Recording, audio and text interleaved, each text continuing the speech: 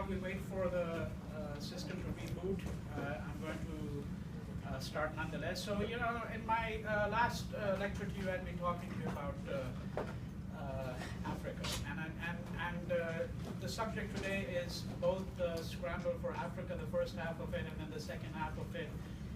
And we've actually already talked about that at considerable length, but we now want to really focus in on, in the second half of my comments today, on the subject of nationalism. But before we can do that, we need to once again revisit the whole question of a nation, a state, nation state, and a civilization.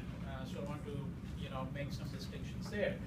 But before we do that, and you can see obviously the connection with what I've been discussing about Africa, because in my concluding remarks to you the other day, what I mentioned to you was that the fundamental problem in Africa, it seems to me, is the problem of the nation state. I mean, you could say that that is a fundamental political problem of our times, is the fact that political communities are organized around the idea of the nation state, which is a relatively recent concept in human history. And one of the problems with the nation state, of course, is that it is something that is based around the notion of fixed borders. Fixed borders, and these borders are then obviously enforced. And I want to remind you what is central when we speak about a nation state and the power to enforce borders. What is the classic definition of the state? Not the nation state per se. The classic definition of the state is an entity that claims legitimate use to violence. An entity that claims that it has the sole use, legitimately speaking, to the use of violence. That it should have the monopoly over violence, which is one reason why all states respond aggressively and with violence whenever there is an attempt to break away from the state, right? And when I say break away from the state, I don't mean it in some dramatic sense of breaking away, because in the United States that hasn't happened since obviously the time of the Civil War, which is a war that was basically based on the principle of secession. Remember that Jefferson Davis, the first inaugural address, that, you know, we have the right to secede. But even when groups make a tiny gesture, I don't know how many of you recall, I'm sure you do if I remind you that 1 or 2 years ago, a militant right-wing group had laid claim to a Federal Reserve. And what did the feds do? You know, if a militant black group would have done, they would have gone there and they would have shot them dead, really. But you know, this is if a left-wing group had done that, they would have said, well, we're just going to eliminate this group. Now here you have a right-wing group, but even then, what did they do? They sent in the feds. They sent in the troops. Because what is that? These people are basically saying, the ones who have taken possession of that reserve, you know, armed militia basically, that we are going to use violence, and a state will not tolerate that. Now, I want you to think about that, because one of the themes that we're going to be visiting later on is the whole question of nonviolence. And as I pointed out to you in my introductory remarks to this class, one of the things that certainly is going to distinguish this attempt at world history from other attempts at world history is precisely the fact that I think that nonviolence is something that we should really be thinking about very attentively. It's one of the fundamental features of the 20th century. All right? But we cannot think about nonviolence, of course, without thinking of violence as well. And this is where the state comes in. So I keep on going back to this whole idea, because when we look at the emergence of these nation states in Africa, all right, these nation states are forged principally through two means. They're forged through negotiation, which did not involve the Africans themselves at all. And incidentally, when we use the word African, notice what we are doing here. We're simply taking this entire continent and treating it as a monolithic entity. Well, you know, the Dinka and the Nuer are two very different groups, just to mention two groups. Or the Zulus. These are all very different groups, each with their own distinct history. So we have already kind of homogenized. And when we homogenize, that is a different kind of violence, I want to suggest to you. That's a different kind of violence. But here, of course, when I speak of violence, when I say that the scramble for Africa, so that's the phrase that is used, by the way, in the literature. And now there is a new scramble for Africa going on, because corporations are trying to rush in, because Africa, of course, has mineral wealth. It's the largest repository in the world for diamonds, for example. Okay, right? Just as an illustration, and they're obviously in places like Sudan and a number of other places. There are large untapped reservoirs of oil, natural gas, so forth and so on, and other kinds of minerals. So what we are thinking about in this particular situation is a scramble that's occurring now, a new scramble. But the first scramble started in the late 19th century. And I said the Europeans basically carved out these nation states, and when they carved out these nation states, they essentially violated certain principles. These principles included, of course, such things as the fact that there were notions of ownership of property which the Europeans didn't recognize, partially because in most African communities, in most African groups, notions of property, ownership of property, were communal ownership of property, and you did not very often have a title deed. This still is, in fact, very much the case. You know, I've gone to Ethiopia twice, okay, to South Africa and Ethiopia twice in recent years, and I've been looking at a place called Gambela, which is the western part of Ethiopia, bordering on South Sudan. Right? This system isn't working, so I can't show you any of the slides that I had for today. Bordering, as I said, bordering on South Sudan. So if you basically, that area over there, okay, which is true of other parts as well, that these lines are drawn in a way which really does extraordinary injustice to the people, because the kind of mobility that they would have had at one point, they are no longer able to have because of these borders that have come in. All right? And one of the things I found out was that when corporations go in, and it's not only European corporations, the biggest investor, by the way, in Ethiopia today, do you know who the biggest investor is? Anyone? India. In land. The biggest investor in land, not in infrastructure. Infrastructure is the Chinese. Right? So if you go to Addis Ababa, you know, they've just built a monorail there about 2-3 years ago. It's all Chinese money. All the construction that's coming up is basically Chinese. The Chinese footprint is huge in all of Africa. So we're not only talking about the Europeans, because what these corporations, and some of them, of course, are multinational. You know, major ownership might be Indian, part ownership might be European. But what all these corporations are doing is, it doesn't really matter what nationality they belong to. They belong to the corporate creed. That's what really matters. But all of this was set into place, obviously, by the Europeans. And the problem that you encounter today is very much the problem that you encountered then, which is that one of the reasons why these companies are able to take over land is because there is no title deed very often. In Ethiopia, you won't believe this if I tell you the rental rate.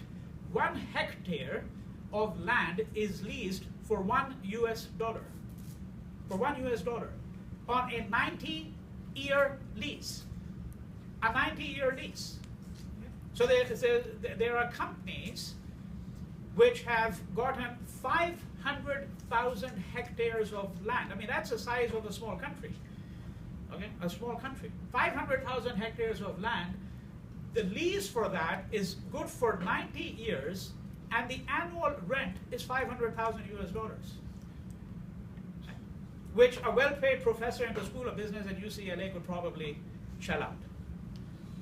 You know, that's the situation we're talking about.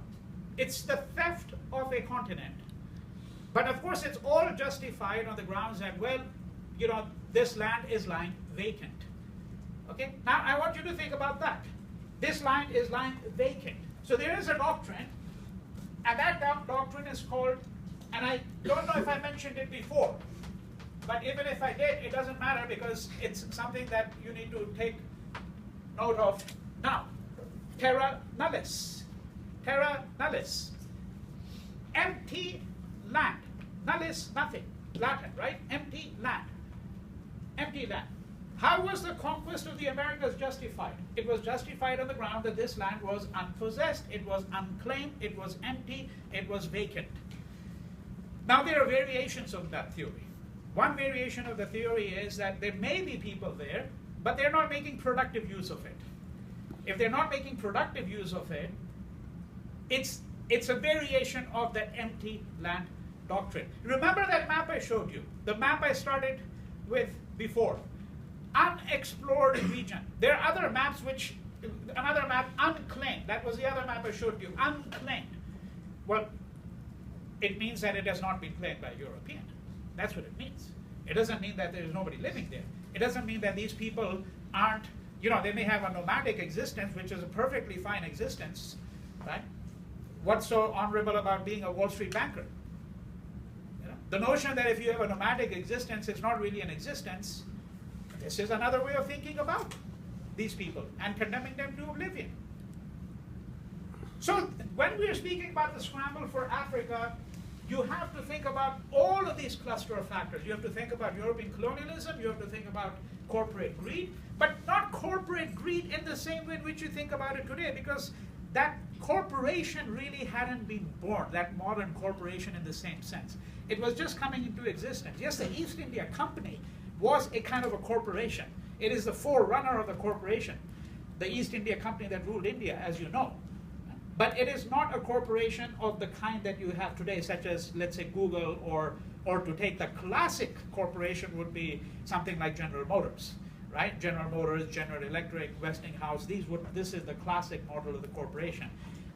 One of the reasons why Microsoft and Google and Apple are not the classic model is because they actually employ very few people. If you look at the number of people who are actually employed by Apple, it's very, very small in comparison to, let's say, General Electric or Westinghouse or Walmart. All right? Right. So the cluster of factors is that you have to have a theory of terra nullius. You have to have the notion that these places are underdeveloped, that the people there will not develop them, or they don't even exist. There's no ownership. You see how many things are going on. You need a private notion of private ownership of property if you're going to actually be able to lay claim to that land. And this is what is going to be known then as the scramble for Africa. And I started out by saying that there were two things that went into this scramble for Africa. I'm just going to try to give it one last shot here while I'm talking to you to see if it might, if the system might come on. But those two things were, as I said, negotiations. Okay, and I'm going to discuss that in just a couple of minutes. And secondly, violence. Violence. And you saw that in the social history of the machine gun as well. Now let's just step back a bit. European exploration of the African interior begins actually at the end of the 18th century, but it's very, very marginal, and it's largely confined to coastal regions. Okay, there is no exploration into the interior. The first portion of Africa that had really been explored was northwestern Africa. So now we're talking closer to the Maghreb in any case. We're talking about places like Tunisia, Morocco. Middle of the 19th century, the most famous European explorer was David Livingstone. Okay, David Livingstone, and a man called Stanley. And I don't know if any of you here grew up with this story, which at least living in India, I did, because in India the schools that one went to, people like myself, these were all Anglophone and Anglophilic schools. So you learned quite a bit about these English explorers and all of that. But that Livingstone had kind of disappeared for a long period of time, and then Stanley finally finds him and meets this man, says, "Mr. Livingstone, I presume." So Livingstone had kind of disappeared from the news for many years. So in any case, the thing is that both of them mapped the vast areas of southern Africa and Central Africa, over a period of several decades. And then you have people like Richard Burton, John Speake, James Grant. These are the kinds of people who are traveling in 1860s, 1870s. They locate the great central lakes and the source of the Nile. By the late 19th century, Europeans had charted the Nile from its source and traced the courses of many of the major rivers, such as the Congo, the Niger, and the Zambezi rivers, and had come to the awareness that there were actually vast resources in Africa. All right, this is what they realized by the late 19th century. Now, of course, the things that facilitated this overseas expansionism included technological advancement, industrialization, developments in transport and communication, as you can imagine, steam navigation, which had already come into place by the late 1830s. And remember the first Opium War, that the steam navigation was important there too. The junk ships that the Chinese had were destroyed by the kind of gunboats that the British had. The use of railways and telegraphs, medical advances. We are not, unfortunately, able to do the history of medicine, which is obviously an important part of the history of modernity.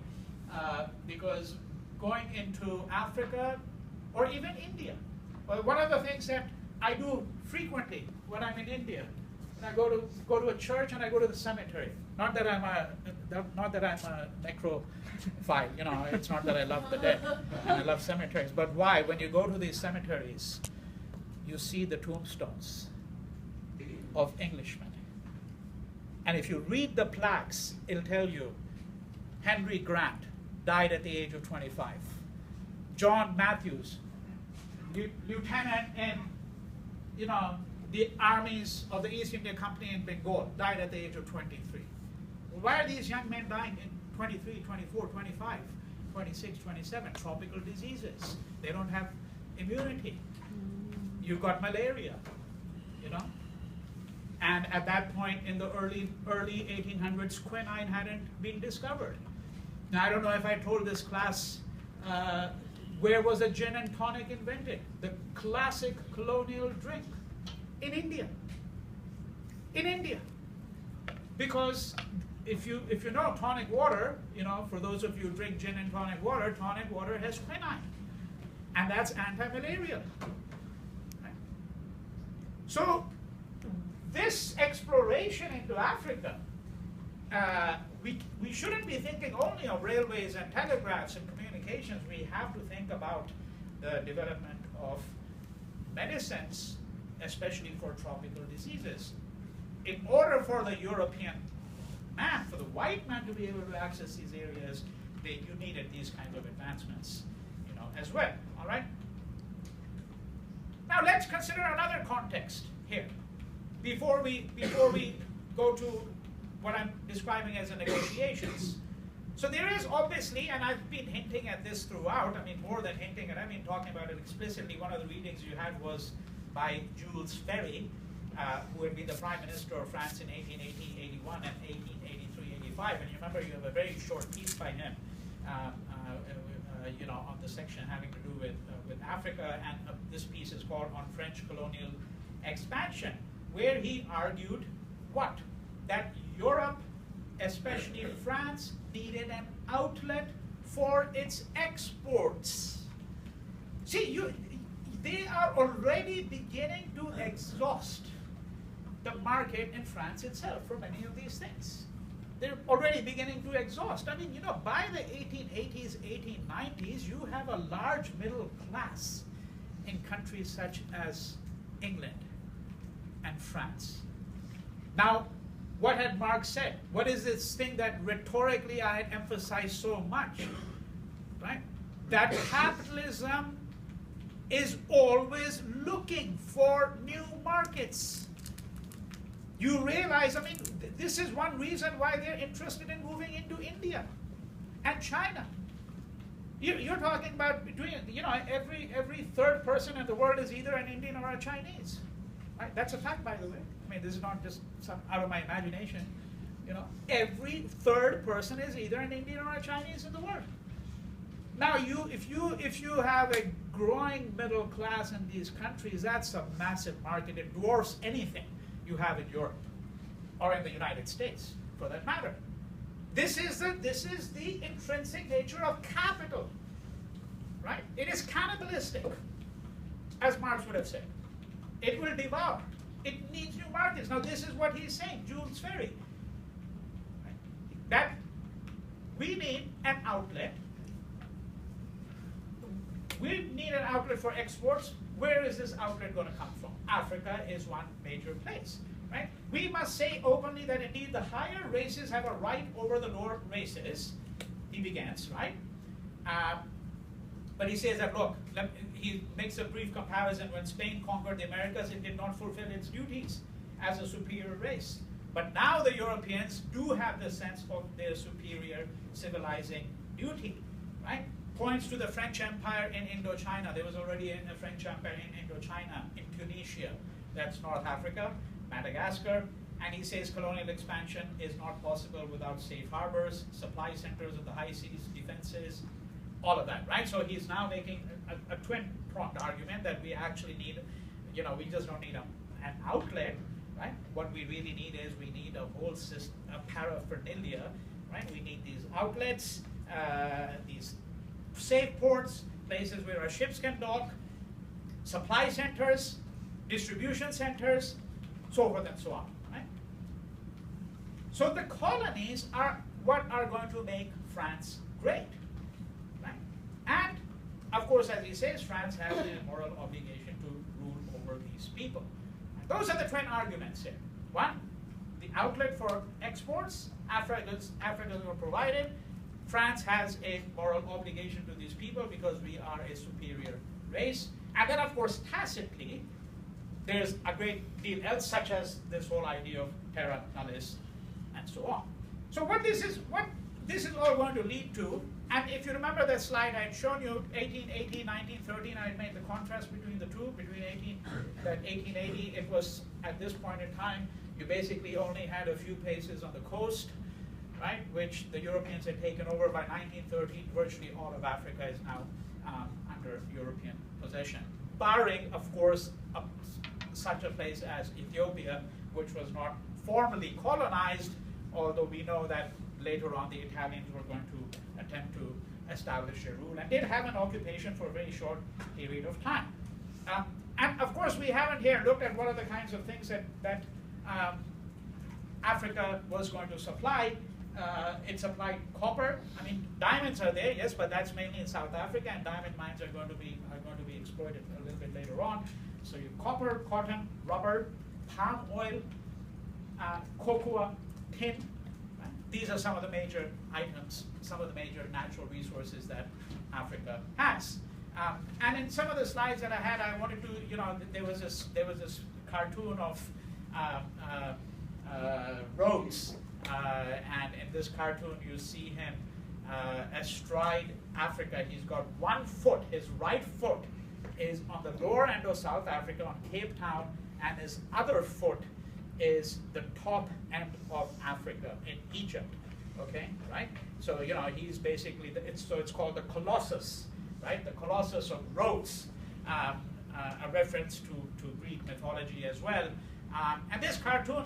And I wanted to show you that cartoon because it's also a way of suggesting that there are other kinds of print technologies that are now coming into place. When did cartooning begin? Cartooning is very important. I mean, typically, again, if you're doing kind of a world history, you don't really look at such things as cartoons. But cartoons are, of course, a form of political expression. The cartoonist has certain kinds of liberties that very few artists do.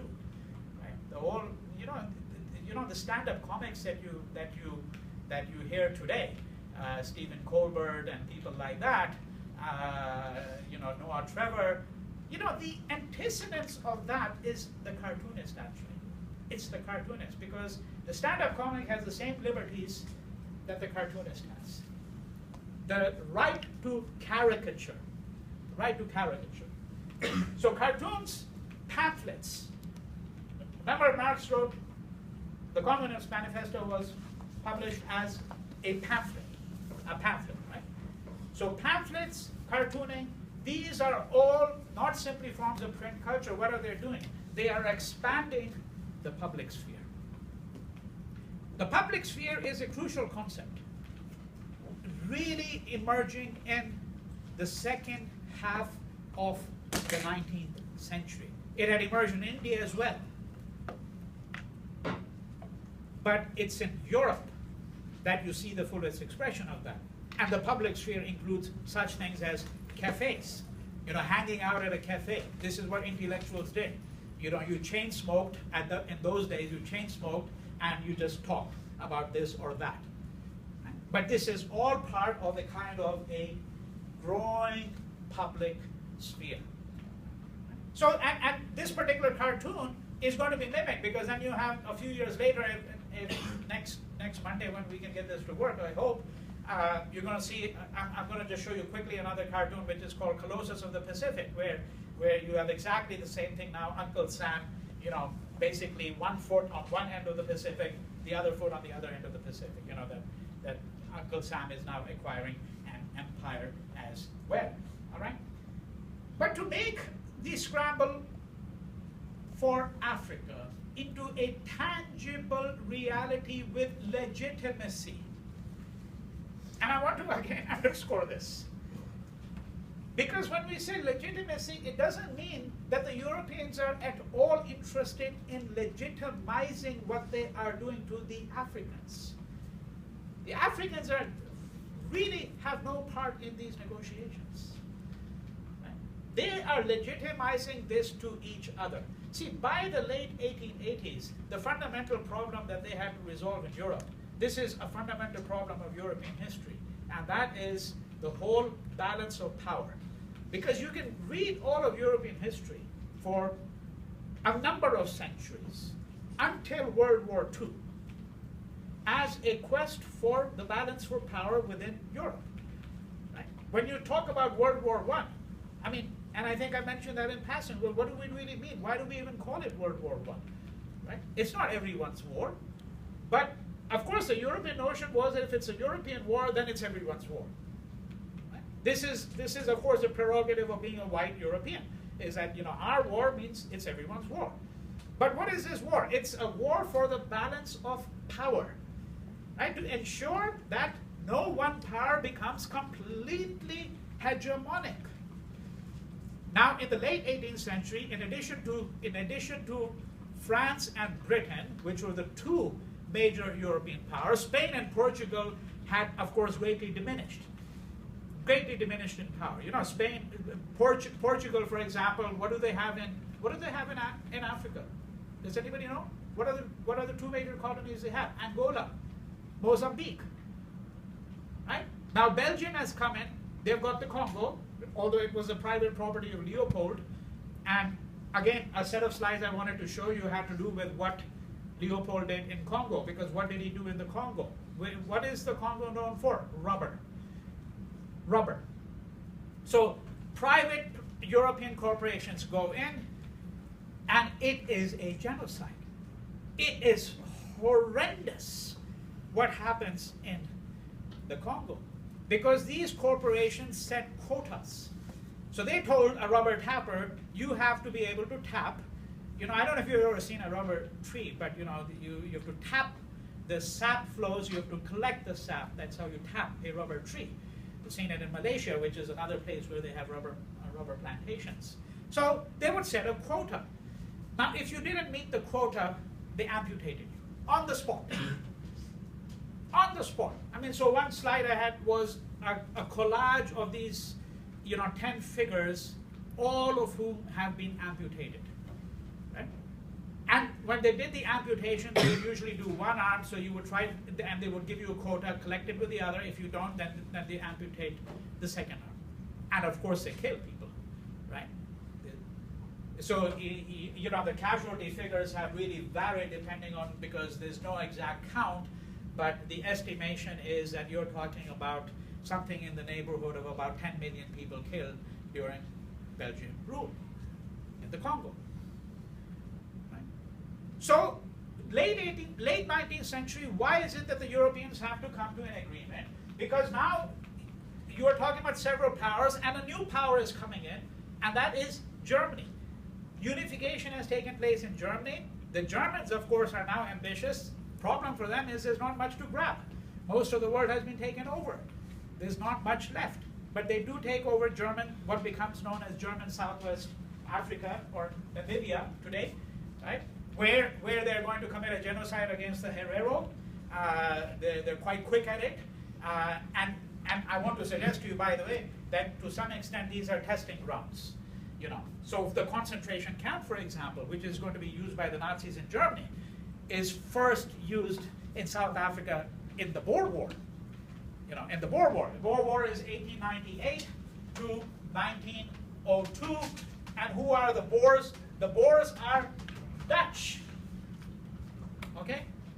And who is fighting against them? It is the English. The Union of South Africa did not exist at this point in time. The Union of South Africa comes into existence after the end of the Boer War, because at this point in time, South Africa was divided into what we now call South Africa, was divided into a number of different provinces. You had Cape Town, you had Natal. Natal is where the Indian indentured laborers had gone. You had Transvaal, for example. And so you had a number of different provinces. And one of the things the Boer War is going to do is it's eventually going to eliminate the Boers. The Boers are they're also known by the name of the Afrikaners. Afrikaners, right? And the whole apartheid regime was in fact actually instituted, with the collaboration, of course, of the Dutch as well. So this is, you might describe, I call it a civil war between two Europeans, but the English first tested out the idea of concentration camps because they roped in these Boers. They would collect these Boers from rural areas, because the notion was that if you're a Boer, well, in principle, you're traitorous. You're traitorous. So the one reason for having a concentration camp is if you rope people in, it's easier to manage them, obviously, if you can put them into one single enclave, right? Or several different enclaves, then all you have to do is you have to guard the concentration camp. Why did the Nazis do that? Precisely for this reason, that you can, if you herd people together, you can manage them. So the concentration camp was actually used vis-a-vis the Boers in South Africa in 1898. Now, how did I get to that? Because I was talking about the genocide against the Herero. It is a genocide which is very much, if I might say, kind of a trial run for later genocides. All right. Now, so this brings me to the point that I've been moving towards, and that is that by the 1880s, it is becoming very clear to the Europeans that in order to avoid fights amongst themselves, they should come to some kind of agreement about how they are going to parcel out Africa amongst themselves. And so what's going to happen is they're going to convene what is called the Berlin Conference in 1884, 1885. Otto von Bismarck, the Chancellor, the Iron Man of Germany, convenes this conference to discuss, quote, the Africa problem, right? Well, Africa problem means that we have to figure out exactly who gets what. That once we agree upon this, we are not going to encroach upon each other's territory and across each other's borders. So this is nowadays it's called diplomacy, by the way. The diplomats from France and Germany and England and Belgium, they put on this humanitarian facade. They condemn the slave trade, and this is why the massacres are going on, right? Prohibition of alcoholic beverages. That's a whole lecture. Everywhere what you find is their notion is that some people are irresponsible with alcohol. Black people are irresponsible with alcohol. They don't know how to control them. That's why you ban alcoholic beverages. That's the theory. In working class neighborhoods, very often. In India, today, I'm not talking about 50 years ago or 100 years ago, payday, which is either the 1st or the 7th of the month, depending on which part of India you are in. Payday is dry day. Right? In most states in India, the day that salaries are dispersed, liquor shops are all closed. And they're closed because the theory is that working class populations, the men will take their paychecks, go to the liquor store, and they won't bring anything back to their wives. And there's nothing for the home. Right? So what's the notion here? These people don't have responsibility. Now, because why did the Berlin Conference, you know, when you read through the treaty, and then you suddenly find this clause, right, that they're going to ban the possession of alcoholic beverages in African countries. Why is that so important? Because the assumption there was black people can't control their liquor. Right? It's that same attitude of paternalism. The same attitude of paternalism. So when you see something like that, you know, you have to do some work of interpretation to understand exactly why they would introduce a clause of this kind. Right? And what the Berlin Conference Treaty did was it basically laid down the rules of competition. Belgium was, remember I told you that Belgium was going to take over Congo much later on. Initially it was the private possession of Leopold II. And in fact, the Berlin Conference actually endorsed that decision. It also, the treaty also stipulated that no nation was to stake claims in Africa without notifying other powers of its intentions. Right? Because at this point in time, this is, remember 1880 is largely coastal regions. This is 1885, so now the Europeans are slowly moving in. They want to make sure that the same European power doesn't grab the same territory, because what it's going to do is it's going to lead to a fight between the European powers. So what the Scramble for Africa was in effect, to sum up this whole discussion, all right, was an attempt to parcel out Africa among the European powers, all right, in such a manner that would be most conducive to the advancement of European interests. And of course, in all of these deliberations, they did not pay any attention to African voices at all. That goes without saying. So what the partition of Africa, so now there's another way of describing, I'm using a new phrase now to describe what happened, is they basically partitioned Africa, right, among the European powers. And that's how these nation states are eventually going to come into existence. This partition of Africa destroyed the older notions of ethnicity, language, culture, and commerce. The Europeans were interested not just in the coastal regions, they were also interested in rivers. That is one reason why they had explored the rivers, because rivers are passageways. From their point of view, the whole idea is how do you make this vast continent accessible to the European? Much as a corporation today thinks to itself, how do I make the word accessible to myself? Right? What is Facebook attempting to do? It simply wants to make the whole world accessible to itself. Right? So you can all have friends everywhere. Right? Most ludicrous idea you can think of. Right? The way they think about it, this primitive conception of friends. And this is what it is. We're going to now make this incursion. We're going to sort of just open up this world. So that is essentially what is really going on when we speak about something called the Scramble for Africa. Now, let's move to, there is a reading which I wanted to discuss, but I think, and that was a reading by Conrad, but there is a response to that, which you're also reading, by Achebe. Okay, so for that reason I'm going to avoid discussing, because if you remember, one of the extraordinary things about Achebe's demolishment of Conrad is he shows you exactly the metaphors that Conrad uses. That when you go into Africa, the journey begins. There's this darkness. People coming in from you, and you're not even sure they're people. Right? There's an overwhelming sense of dread, despair, doom, and that's what Achebe is doing. He's saying that let's just look at the language used by this European writer. And the novel is, of course, a classic novel, The Heart of Darkness. So I'm not going to analyze that, because I think you understand probably my sentiments on this, and I think Achebe in any case has given a worthwhile response to Conrad. Which is not to say, by the way, that The Heart of Darkness is not a literary masterpiece in its own way. Okay? The use of the language, the way in which he builds the tension, all of that, I think that this is definitely worth exploring. And of course, Conrad himself was an extraordinarily interesting and eccentric person because he didn't even know a word of English until he was 20 years old.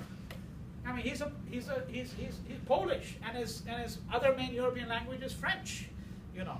And then he becomes known as one of the greatest novelists of the English language.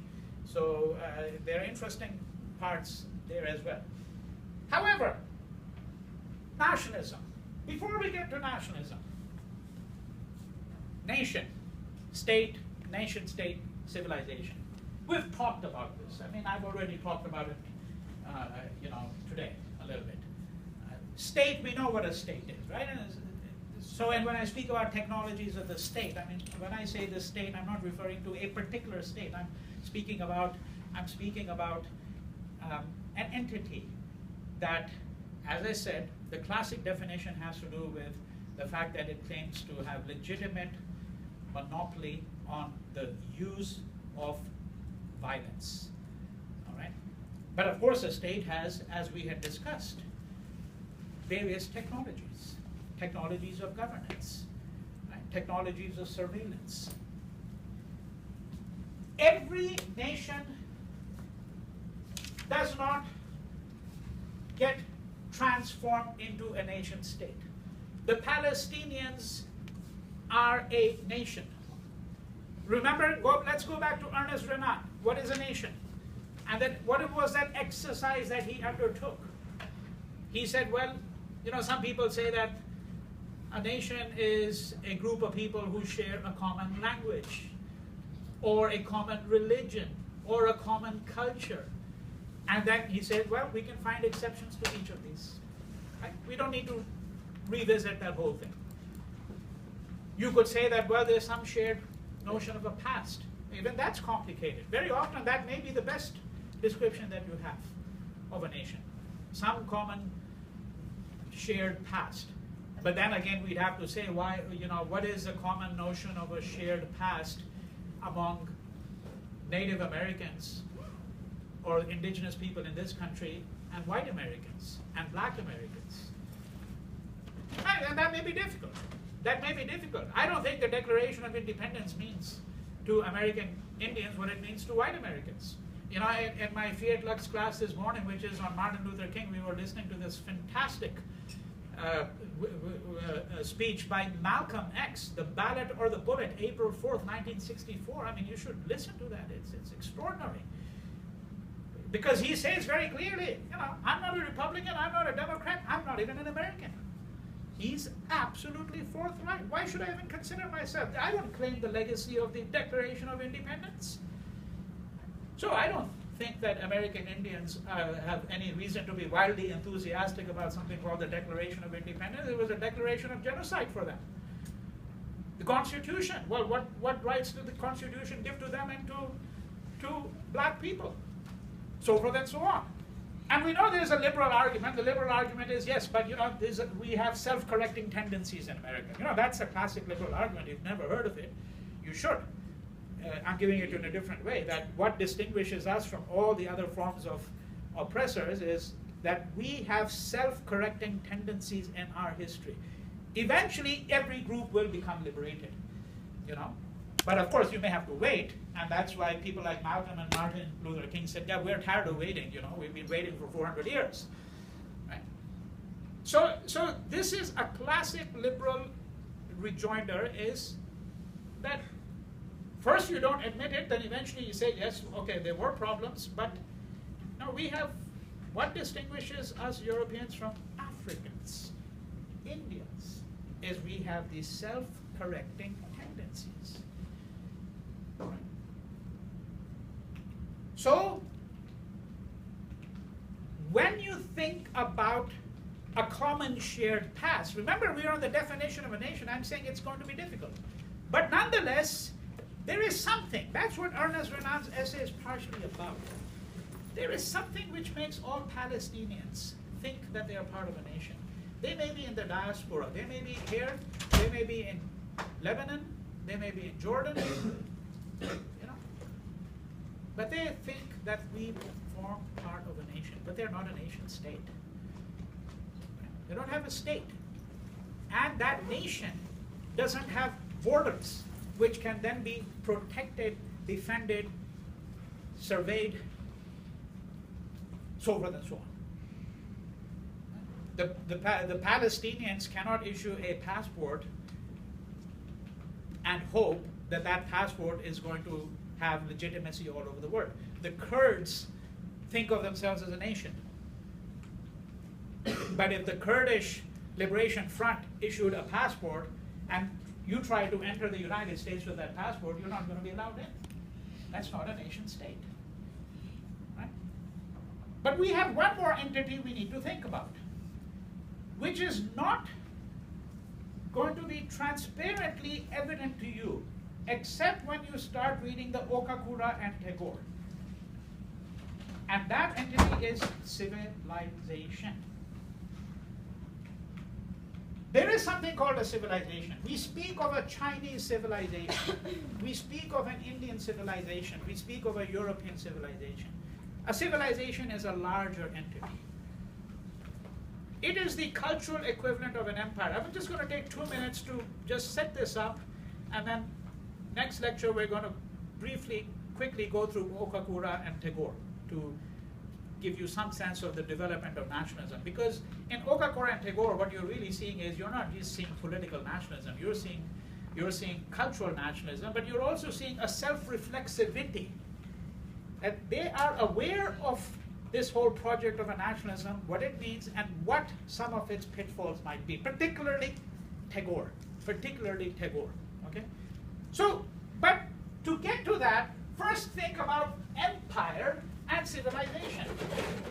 So empire is a kind of a political community, we could say. There was a Roman Empire, there was the Ottoman Empire, there was the Mughal Empire. And my submission to you, and there's a lot of discussion about this, so this is far from being an opinion that everyone would necessarily share. But my submission to you is that empires, however intolerant they may be, also have a greater level of tolerance and resilience than nation states. The Ottoman Empire is a very good example. There was some discrimination against the Jews, but nowhere near as much as there was in places like France and England. I can tell you that with absolute confidence and certainty, because there's a huge literature on that subject. We're not saying that, the Turks were the paragons of liberal opinion. I'm not saying that. I'm simply saying that an empire accommodates tensions, just like the Roman Empire did. A nation state finds it very difficult to do it because a nation state homogenizes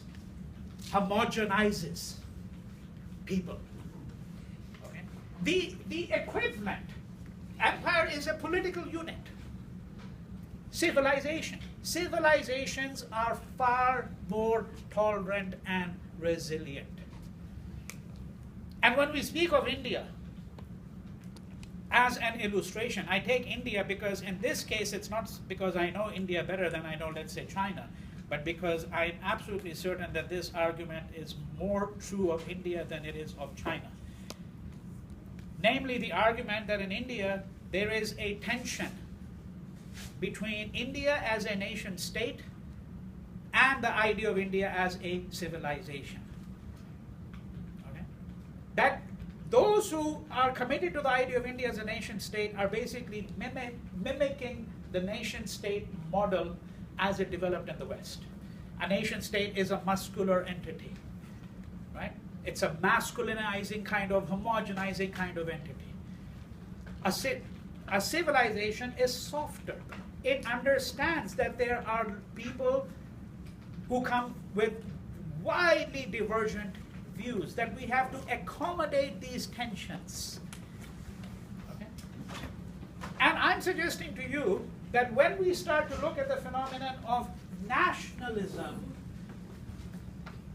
the common discussion is good nationalisms versus bad nationalisms.